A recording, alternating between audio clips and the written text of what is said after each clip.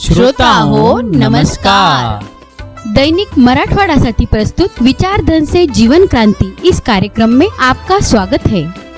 इस कार्यक्रम के संकलक है श्री चंदूलाल मोहनलाल बियाणी, मुख्य संपादक दैनिक मराठवाड़ा साथी। विचारधन से जीवन क्रांति इस कार्यक्रम के आज के एपिसोड में मित्रों आप सभी का स्वागत है। आज की कहानी है एक बुद्धिमान बैल की।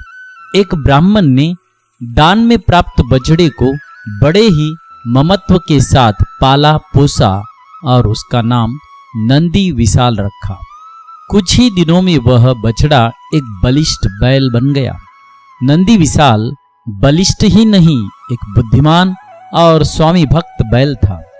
उसने एक दिन ब्राह्मण के प्रति कृतज्ञता ज्ञापित करते हुए कहा, हे ब्राह्मण, आपने वर्षों से मेरा पालन पोषण किया है। आपने तन मन और धन से मेरा उपकार किया है। मैं आपका ऋणी हूँ। अतः आपके उपकार के बदले में आपके प्रचुर धन लाभ के लिए सहायता करना चाहता हूँ और एक युक्ति सुझाता हूँ।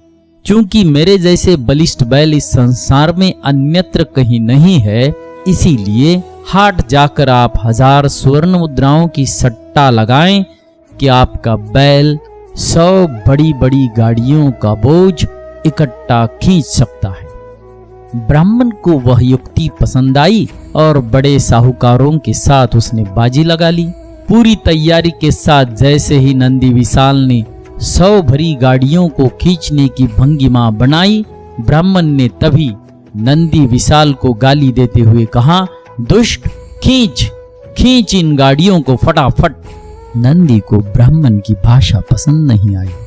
वह रुष्ट होकर वहीं जमीन पर बैठ गया।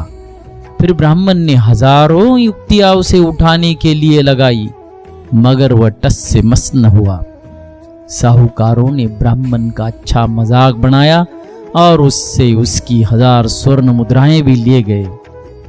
दुख और अपमान से प्रताड़ित वो हारा जुआरी अपने घर पर पड़ी एक खाट पर लेटकर विलाप करने लगा। तब नंदी विशाल को उस ब्राह्मण पर दया आ गई। वो उसके पास गया और पूछा, हे ब्राह्मण, क्या मैंने आपके घर पर कभी भी किसी चीज का कोई भी नुकसान कराया है या कोई दुष्टता या धृष्टता की है?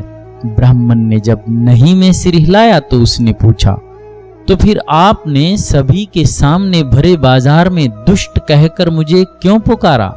ब्राह्मण को तब अपनी मूर्खता का ज्ञान हो गया। उसने बैल से क्षमा मांगी। तब नंदी ने ब्राह्मण को 2000 स्वर्ण मुद्राओं का सट्टा लगाने को कहा।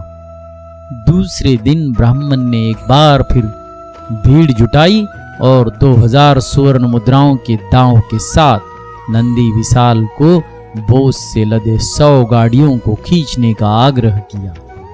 बलिष्ठ नंदी विशाल ने तब पलक झपकते ही उन सारी गाड़ियों को बड़ी आसानी से खींचकर दूर ले गया। ब्राह्मण ने तब 2000 स्वर्ण मुद्राएं सहज ही प्राप्त कर ली। आज की कहानी से श्रोताओं हम ये सीख ले सकते हैं कि हमें अपनों का ख्याल रखना चाहिए। कभी कभी हम अपनों को इतना ज्यादा अपना समझते हैं कि उनको सभी के सामने कुछ भी बोल देते हैं। ऐसा बोलने से पहले हमने ठीक तरह से सोचना चाहिए। चाहे वो अपने ही क्यों न हो, लेकिन उनको भी मन होता है। इसीलिए उनके मन का विचार करते हुए सबके सामने उन्हें प्रताड़ित नहीं करना चाहिए। चाहे छोटे बच्चे हो चाहे बड़े हो, सबके साथ अच्छा व्यवहार करना चाहिए। तभी उनसे हम कोई भी काम आसानी से करा सकते हैं। मिलते हैं कल एक नए विचार के साथ। तब तक खुश रहे, सुखी रहे।